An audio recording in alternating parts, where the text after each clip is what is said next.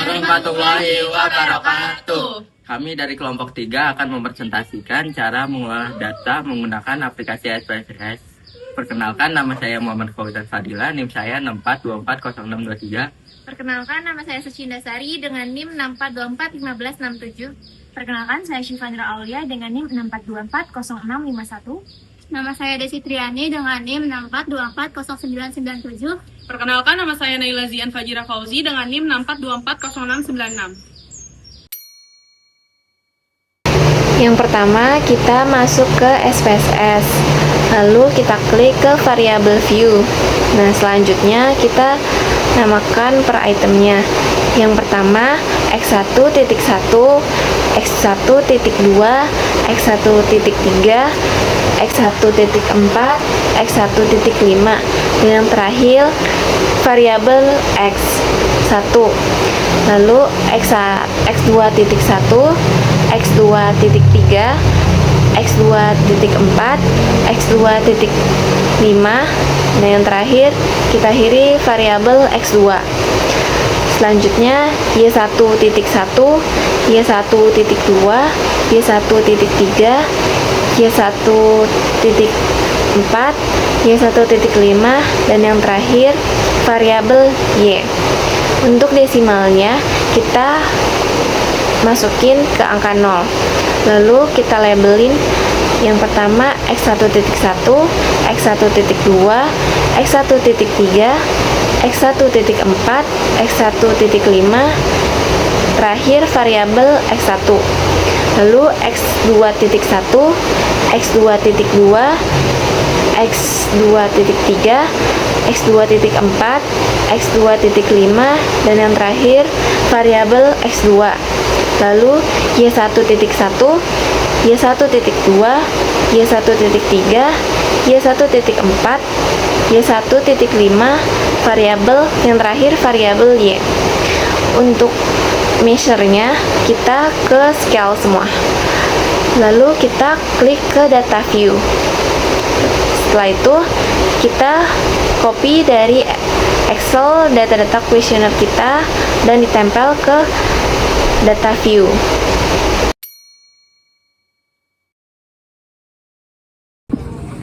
Saya akan mempraktekkan uji validitas dan reliabilitas.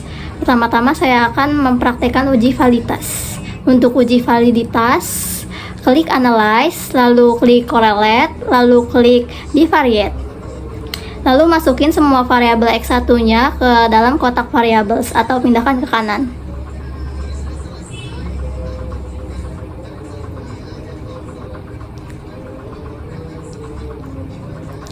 Lalu centang percent to tilde dan flag significant correlation.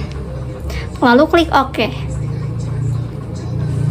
Di sini untuk hasil output uji validitas variabel 1. Di sini terlihat semua variabel dinyatakan valid karena R hitung lebih dari R tabel.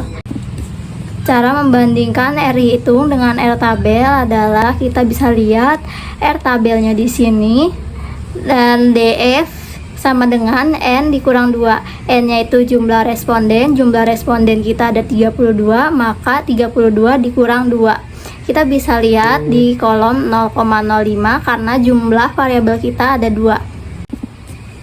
Artinya jika semua item lebih dari 0,3494, maka semua item valid. Selanjutnya, lakukan uji validitas pada variabel X2. Caranya sama seperti yang X1 tadi, Analyze, Correlate, Bivariate, lalu keluarkan semua variabel X1-nya, lalu masukkan variabel X2-nya. Lalu centang percent to tilde, flag significant correlation. Lalu klik OK. Ini adalah hasil output untuk variabel X2. Semua item variabel X2-nya dinyatakan valid karena lebih dari R tabel. Lalu uji validitas pada variabel Y. Caranya sama seperti sebelumnya. Klik Analyze, Correlate, Bivariate, lalu keluarkan variabel X2-nya dan masukkan variabel Y-nya. Lalu klik person to toilet dan centang flag significant correlation.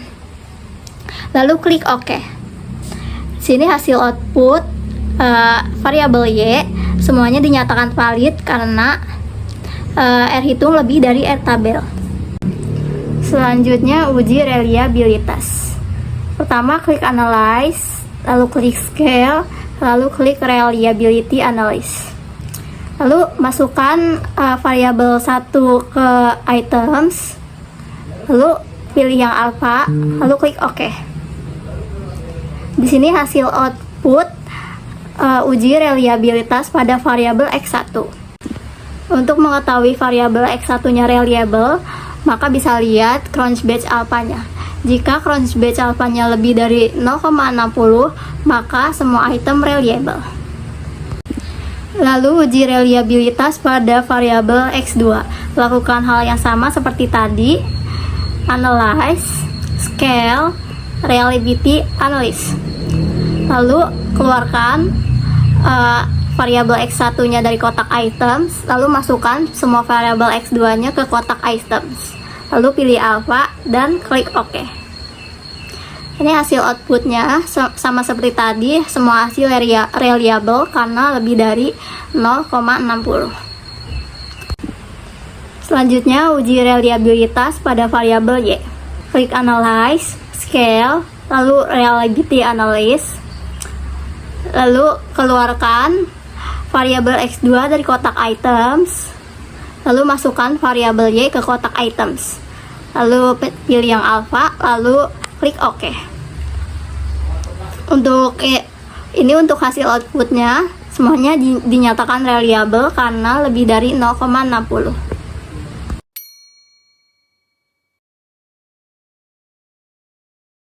Klik Analyze, lalu pilih Regression dan klik Linear. Setelah masuk ke Linear Regression, kalian masukkan variabel X1 dan X2-nya itu ke bagian Independent dan variabel Y-nya itu ke Dependent. Lalu klik Plots. Di sini kalian masukkan Zrecit ke kolom X dan Dependent ke kolom Y. Lalu centang histogram dan normal probability plotnya, lalu continue dan klik OK. Oke, berdasarkan hasil output dari uji normalitas metode grafik, di sini dapat kita lihat bahwa histogram membentuk lonceng dan titik PP plotnya itu menyebar di sekitar garis diagonal, artinya data normal. Klik Analyze, pilih Regression, dan klik Linear. Masuk ke sini, kalian masukkan variabel X-nya itu ke Independent dan variabel Y-nya itu ke Dependent, lalu klik Save. Setelah diklik, masuk ke sini dan centang Standardized Residual, Continue dan klik OK. Setelah klik OK, di bagian Data View akan muncul ZRE_1. Nah, nanti ini yang akan dimasukkan ke variabelnya. Langsung klik Analyze, lalu pilih Non-Parametric Test, lalu pilih Legacy Dialogs, dan pilih One Sample KS. Masuk ke sini, kalian pindahkan Standardized Residual ZRE_1-nya ke Test Variable List. Setelah itu centang normal dan klik OK. Oke, berdasarkan output uji normalitas metode Kolmogorov-Smirnov, di sini dapat kita lihat bahwa signifikansi untuk uji dua arahnya hasilnya 0,142, yang dimana hasilnya itu lebih dari 0,05. Maka kesimpulannya, kalau hasilnya lebih dari 0,05, maka datanya normal. Klik Analyze, lalu pilih Regression dan klik Linear. Masuk ke sini, kalian masukkan variabel X-nya ke Independent dan variabel Y-nya itu ke Dependent, lalu klik Statistics. Setelah itu, centang Model Fit, Estimates, dan Durbin-Watson, lalu Continue dan klik OK. Oke, berdasarkan hasil output dari uji autokorelasi, di sini dapat dilihat di model summary bahwa hasil Durbin-Watson's-nya itu 2100. Oke, setelah dibuatkan grafik interpretasi Durbin-Watson, di sini dapat dilihat bahwa data yang kelompok kami gunakan berjumlah 32 dan jumlah variabel bebasnya kita pakai dua variabel bebas X1 dan X2. Di sini dapat dilihat bahwa hasil dari DW 2100. Nah, untuk mengetahui hasil DL dan DU-nya itu bisa dilihat dari tabel Durbin-Watson. Setelah mengetahui hasil DL dan DU-nya, kita bisa langsung hitung 4 dikurang DL dan 4 dikurang DU. Dari data yang saya pakai, 4 dikurang DL hasilnya 2,6908 dan 4 dikurang DU hasilnya 2,4264. Di sini dapat disimpulkan karena Durbin-Watson berada di tengah-tengah DU dan 4 dikurang DU, dapat disimpulkan tidak ada autokorelasi atau non-autokorelasi. Berikut langkah-langkah untuk melakukan uji heteroskedastisitas menggunakan metode grafik pada SPSS. Pertama, pilih menu Analyze, lalu klik Regression dan klik Linear.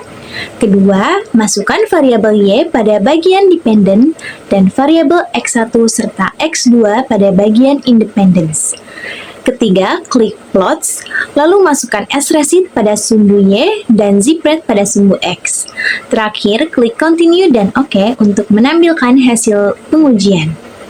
Berikut merupakan hasil output dari uji heteroskedastisitas menggunakan metode grafik. Berdasarkan hasil uji heteroskedastisitas, dapat dilihat bahwa titik-titik pada grafik scatter plots menyebar secara acak dan tidak membentuk pola tertentu, sehingga dapat diartikan bahwa sampel yang digunakan terbebas dari gejala heteroskedastisitas atau sampelnya bersifat homogen. Berikut langkah-langkah untuk melakukan uji heteroskedastisitas menggunakan metode Glatzer pada SPSS. Pertama, pilih menu Analyze, lalu klik Regression dan klik Linear. Kedua, masukkan variabel Y pada bagian Dependent dan variabel X1 serta X2 pada bagian Independence. Ketiga, klik Save, lalu pilih Understandized Residual, kemudian klik OK hingga muncul variabel res_1. Keempat, pilih menu Transform, lalu klik Compute Variable. Isi target variabel dengan ABResid dan numeric expression dengan ABS dalam kurung res_1. Lalu klik OK. Kelima, pilih menu Analyze, klik Regression, dan klik Linear. Masukkan ABResid pada bagian Dependent, serta variabel X1 dan X2 pada bagian Independence. Terakhir, klik OK untuk memperoleh hasil pengujian. Berdasarkan hasil uji heteroskedastisitas menggunakan metode Glatzer, diperoleh nilai signifikansi variabel X1 sebesar 0,152 dan variabel X2 sebesar 0,705. Karena seluruh nilai signifikansi lebih besar daripada 0,05, maka dapat disimpulkan bahwa tidak terjadi heteroskedastisitas pada model regresi. Dengan demikian, model regresi memenuhi asumsi heteroskedastisitas dan layak digunakan untuk pengujian hipotesis. Baik, di sini saya akan mengolah data responden kelompok menggunakan uji multikollinearitas. Pertama-tama kita pergi ke Analyze, kita pergi ke Regression, kita klik Linear, kita masukkan dependennya variabel Y, independennya variabel X1 sama variabel X2. Kita pergi ke statistik, kita centang estimate, model fit, part and material correlation, diagnosis. Sesudah semuanya dicentang, kita klik continue, kita klik OK. Berdasarkan hasil uji multikollinearitas dapat dilihat dari nilai tolerance variabel X1 0,605 dan X2-nya 0,605 lebih besar dari 0,1. Kemudian nilai VIP variabel X1-nya 1,654 dan X2-nya 1,654 kurang dari 10 dari nilai tersebut, dapat disimpulkan bahwa tidak ada gejala multikolonaritas sehingga tidak ada hubungan antara variabel bebas dalam mempengaruhi variabel terikat. Baik, di sini saya akan mengolah data responden kelompok menggunakan uji T. Pertama-tama kita klik analyze, kita klik regression, linear. Begitu kita masukkan dependennya variabel Y, independennya variabel X1 dan X2. Terus kita klik statistik, begitu kita centang estimate, model fit, dan duplicationnya. Hasil semuanya dicentang, klik continue, situ oke. Dari hasil uji T, variabel X1 memiliki T sebesar 1,264 lebih besar daripada 0,68233 lebih besar daripada T tabel, sehingga berpengaruh signifikan terhadap variabel Y. Sedangkan variabel X2 memiliki nilai T tabel sebesar 3,816 lebih besar daripada 0,68233 lebih besar dari T tabel, sehingga berpengaruh signifikan terhadap variabel Y. Berikut langkah-langkah untuk melakukan uji F pada SPSS. Pertama, pilih menu Analyze, lalu klik Regression, dan klik Linear. Kedua, masukkan variabel Y pada bagian dependent dan variabel X1 serta X2 pada bagian independence. Terakhir, klik OK untuk menampilkan hasil pengujian. Berikut merupakan hasil output dari uji F menggunakan SPSS. Berdasarkan hasil uji F, diperoleh nilai signifikansi sebesar 0,000, lebih kecil dari 0,05, dan nilai F hitung sebesar 18,377. Hal ini menunjukkan bahwa variabel X1 dan X2 secara simultan berpengaruh signifikan terhadap variabel Y. Berikut langkah-langkah untuk uji koefisiensi determinasi pada SPSS. Yang pertama, klik menu Analyze, lalu klik Regression, serta klik Linear. Untuk yang kedua, masukkan variabel Y pada bagian dependen, serta variabel X1 dan X2 pada bagian independen. Yang ketiga, klik statistik, lalu klik Derben-Watson. Untuk yang terakhir, klik OK untuk hasil pengujian uji koefisiensi determinasi. Berdasarkan hasil uji koefisiensi determinasi, diperoleh nilai R² sebesar 0,559. Hal ini menunjukkan bahwa variabel X1 dan X2 dapat menjelaskan variabel Y sebesar 55,9%, sedangkan sisanya sebesar 44,1% dipengaruhi oleh variabel lain yang tidak diteliti pada penelitian ini. Dari kelompok kami, kurang lebihnya mohon maaf. Wassalamualaikum warahmatullahi wabarakatuh.